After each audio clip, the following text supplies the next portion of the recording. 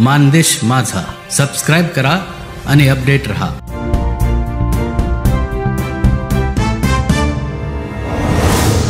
मानखटाव या दुष्काळी तालुक्यांना वरदान असणाऱ्या गुरुवर्य लक्ष्मणरावजी इनामदार जिहे कटापूर उपसा सिंचन योजनेची आमदार जयकुमार गोरे यांनी केली पाहणी.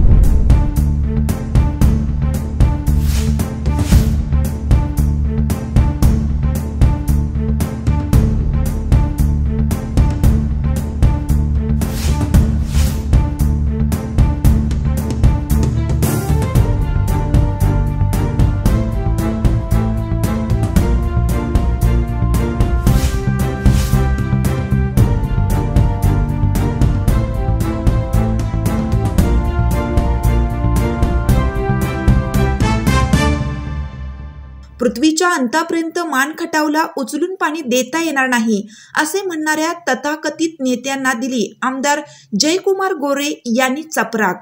आज आमदार जयकुमार गोरे यांनी नेर तलावाजवळ चालू असलेल्या आंधळी बोगद्याच्या कामाची पाहणी केली. त्यावेळी बोलताना ते म्हणाले, मी तर कायम पाहणी करत असतो. आज आपल्या सगळ्यांना वास्तव झालेल्या कामाबद्दल वस्तुस्थिती आपण पाहावी अशी माझी इच्छा होती. त्या अनुषंगाने आपण बघतो की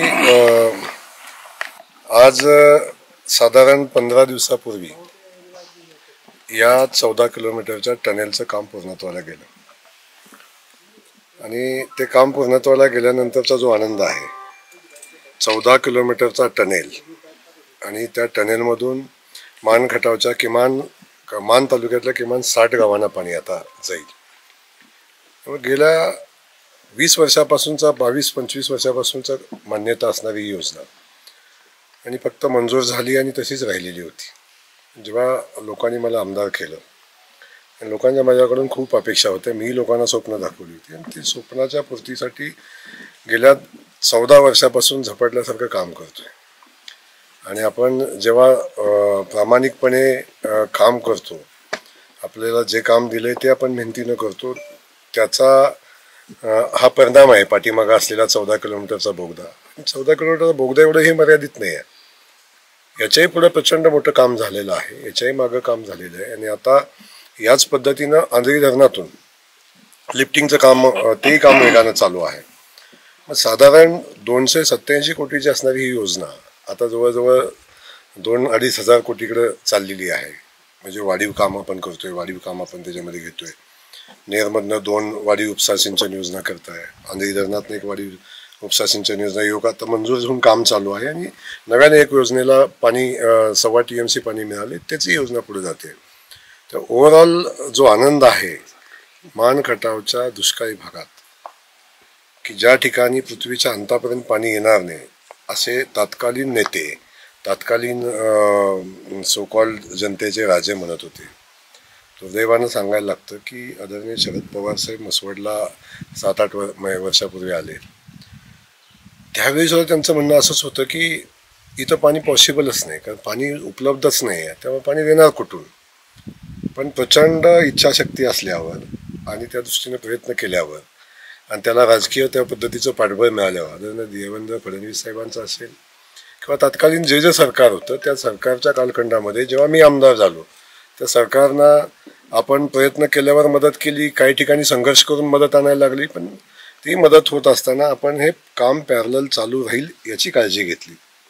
तर रोज 5 नाही तर 7 मीटरचा बोगदा होणं आणि तो 14 किलोमीटर बोगदा पुढे नेणं हे खूप तसा अडचणीचा टास्क होता, पण ते केला आणि त्याचा जो आनंद आहे तो मला वाटतं याच्याविषयी वेगळं काय असू शकत नाही की खटावमानचा दुष्काळी आता हटेल आणि यातून शेतकऱ्यांच्या शेतापर्यंत पाणी पोचेल.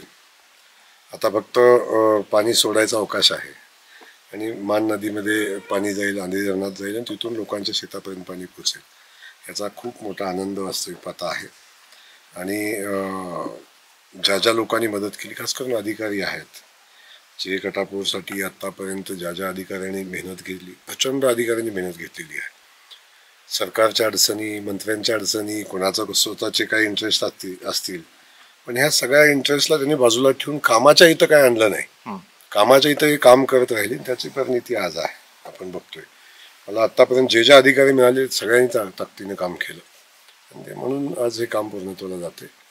इथून आता साधारण जवळजवळ 3.25 TMC पाणी आता इथून पुढे जाणार आहे या बोगद्यातून, आणि साधारण 4,500 हेक्टर क्षेत्र ओलिताखाली येणार आहे. आणि नव्यानं अंदाजे नव्यानं जे आपण 1.13 TMC पाणी घेतले, त्यातही साधारण 2-2.5 हेक्टर क्षेत्र पाण्याखाली येईल. म्हणजे 7,000 हेक्टर म्हणजे साधारण 30-35 एकर क्षेत्र ओलिताखाली येईल, आणि ते कायमचा दुष्काळ इथला मिळेल. हे काम कधीपर्यंत पूर्ण होईल? काम तर पूर्ण झाले. हे कधी याचं उद्घाटन होणार आहे किंवा हे कधी लोकांमध्ये सुपूर्त होईल? भारतीय जनता पक्षाचं सरकार आलं आणि त्याच वेळी ही योजना पुढे घेऊन जात असताना आदरणीय लक्ष्मणराव इनामदार, जे आदरणीय पंतप्रधान महोदयांचे साथी होते आणि त्यांना गुरुवर्य पण होते, आणि हे जिथून ही योजना जाते खटाव तालुक्यातनं, ते खटाव हे त्यांचं मूळ गाव आहे.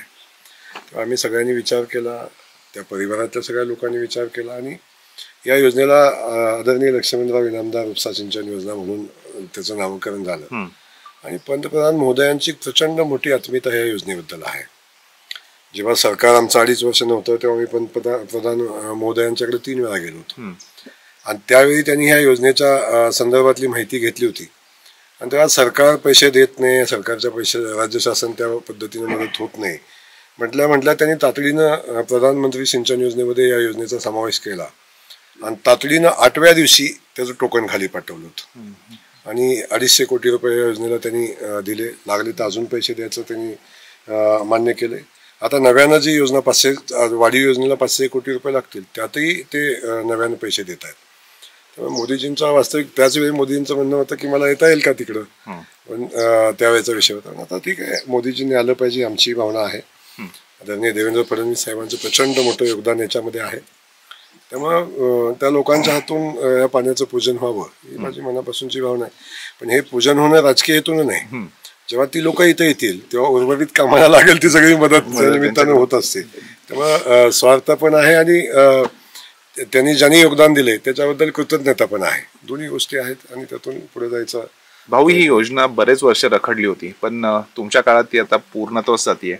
एक आनंद वाटतो या सगळ्या गोष्टींचा, काय नेमकं? म्हणजे माझ्यासारखा आनंदी माणूस असूच शकत नाही. किंबहुना मी आमदार झाल्याचा आनंद होता, त्याच्याही पेक्षा या बोगद्याचं काम संपलं. टेंबूचं पाणी, कालची 700 कोटीची योजना मंजूर झाली. उरमोडीचं पाणी आता जवळजवळ 97 गावातनं वाहते. याच्यापेक्षा नशीबवान कोण असू शकतो? हे इतिहास आहे. म्हणजे जेव्हा कधी उरमोडी योजनेचं नाव घेतलं जाईल, कधी जेव्हा GA कटापूर लक्ष्मणराव इनामदार उपसा सिंचन योजनेचं नाव घेतलं जाईल, जेव्हा कधी टेंबूचं नाव घेतलं जाईल, जेव्हा कॅनॉलची चर्चा होईल, तेव्हा जयकुमार गोरेची चर्चा होईल. त्यामुळे हे काम जे आहे ते ऐतिहासिक असं काम आहे. म्हणजे हा इतिहास आपण रचून ठेवला आहे. शेवटी लोकांचा आशीर्वाद होते, आणि आशीर्वाद लोकांनी ज्या कारणासाठी दिलं त्यासाठी ताकदीने मेहनत घेतली, आणि त्याची ही परिणिती आहे. नाही तर माझ्यासारखा सामान्य कुटुंबातला मुलगा 3 वेळा आमदार होतो हे काही तसं शक्य नाही आहे. प्रस्थापितांच्या या तगड्या भागामध्ये 4ही बाजूने प्रस्थापित आहेत, मध्ये एखादा असा माझ्यासारखा आमदार होतो.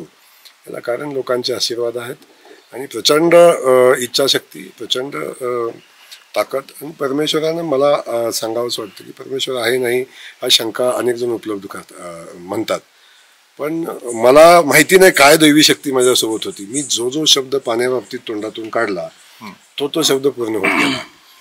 हे पाणी आल्याशिवाय ही निवडणूक लढणार नाही, ते पाणी आल्याशिवाय ती लढणार नाही. पण माझी निवडणूक लागायच्या आधी मी जे म्हटलं ते पाणी आलं, आणि मी म्हटलं ती योजना मंजूर झाली. त्यामुळं ती शक्ती आपल्यासोबत आहे.